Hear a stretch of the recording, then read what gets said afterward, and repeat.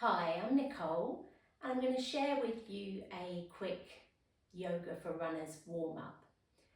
This is particularly good if you've been quite sedentary before your run, so maybe you're just rolling out of bed first thing in the morning or you've been sitting at a desk all day. So this will help release tension in the body and also prepare all the key muscles ready to run. So as always, if something doesn't feel right for you, then don't do it, or adapt as you see fit. So we're going to start first of all just with some simple ankle rolls. So bring the weight into one foot, doesn't matter which one, and you're going to circle the ankle one way. If you need to hold the wall or a piece of furniture for support, that's perfectly okay. Then take your circles in the other direction. And then we'll place that foot down and take it to the other side. So as you do this, notice the imprint of the foot on the mat or whatever surface you have beneath you. Try not to grip with your toes, so you don't want them to be like sort of claws clenched like this.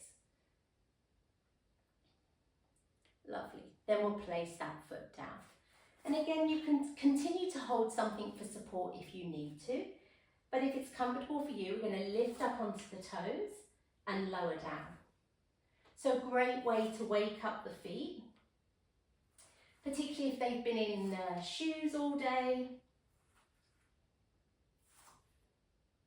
We tend to neglect our feet, but expect a lot from them when we run. If you want to challenge your balance a little bit more, you can always take the arms up.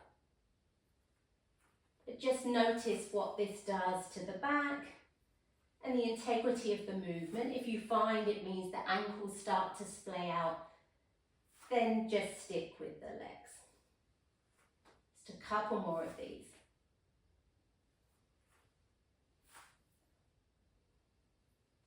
Then we're going to do a great movement that basically mimics our running style. So again, bringing the weight into one foot, hands on the hips or holding something for support initially. You're just going to swing the leg backwards and forwards with a soft bend in the knee. Again, not gripping in that supporting foot. And if it's comfortable for you, then adding in the arms, mimicking our running movement. If you wobble and fall out, that's perfectly okay. Just start again.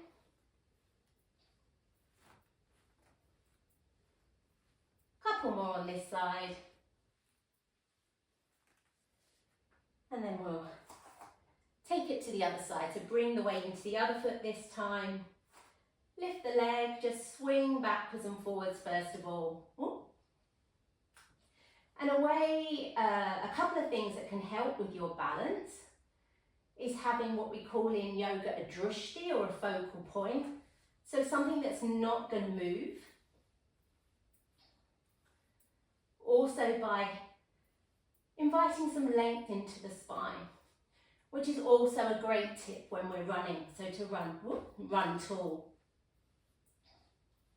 And running is essentially balancing on one leg and then the other. Okay, we'll bring that down. We're now going to work a little bit more into the backs of the legs. We're going to flow down to the floor. So I say, particularly if you're doing this first thing in the morning or if you've been sitting, it might be nice just to have a big stretch, taking the gaze up, maybe opening the mouth wide. And then folding down towards the floor, nice generous bend in the knees, fingertips to touch the mat. And then we're going to step the right foot back. And you're going to lower that right knee down. Now, if that is uncomfortable for your knee, for whatever reason, you can always double up on the mat, or you can pop a blanket or something else underneath for some extra comfort. This front leg at first is at about a 90-degree angle, as you can see. You can have the back toes curled under or flat, whatever feels right for your body. And again, you can always pop a blanket underneath the foot if that helps, particularly if you have issues with your ankles. We're going to bring the hands to frame that front foot first of all, and we're just going to slowly rock back. You can see here, just almost straightening the leg and then coming forward. So this is a hamstring rocker, as I call it. It's just rocking backwards and forwards. And before we run, we want to do dynamic movement like this rather than static holding of stretches because our muscles aren't warmed up. This helps prevent injury. Couple more of these. And then coming back to that 90-degree angle and bringing the left hand to the inside of that left foot.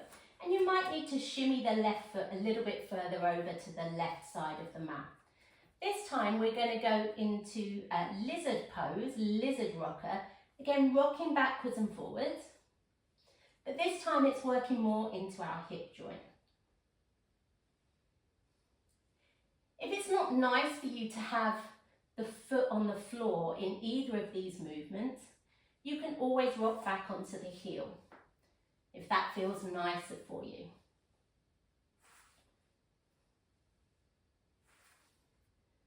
Just a couple more of these. And then we come to stillness. Bring the left hand back to the outside of the left foot, so shimmy it back more towards the centre of the mat. We're going to curl the right toes under, so the back toes. Lift that right knee, coming into a runner's lunge, keeping the gaze forward. You're slowly going to lower the right knee so it just hovers above the mat, and you're going to lift it up. And we're going to do 3 more of those. So some hip dips here. Nice, slow, controlled movement.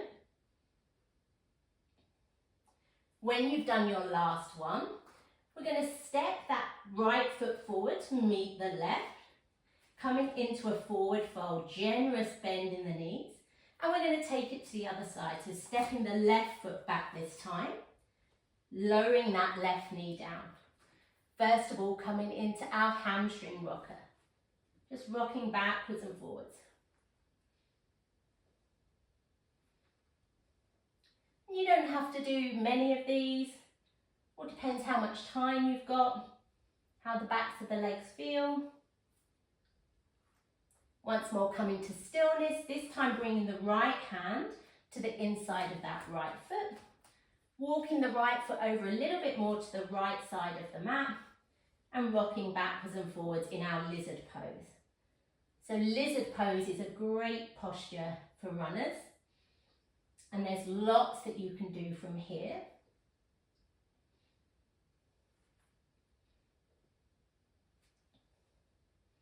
Just a couple more of these. Once more, coming to stillness, this time bringing the right hand to the outside of the right foot, shimmying the right foot back a little bit, curling the back toes under and lifting that left knee, coming into your runner's lunge. We're going to come into our hip dips on this side now. So slowly lower the knee and lift. So it's almost as if you're coming out of the starter's blocks. One more here. And then once more, you're going to step the back foot forward to meet the front. And then you're going to come up, taking the arms up towards the ceiling or the sky, wherever you are. And then you're going to fling the arms back. Nice, generous bend in the knees. So this is a fantastic tension reliever. Helps get the circulation going a little bit more. You might want to sigh it out as you come down. So maybe a breath in as you come up and a sigh out. Just a couple more of these. Last one.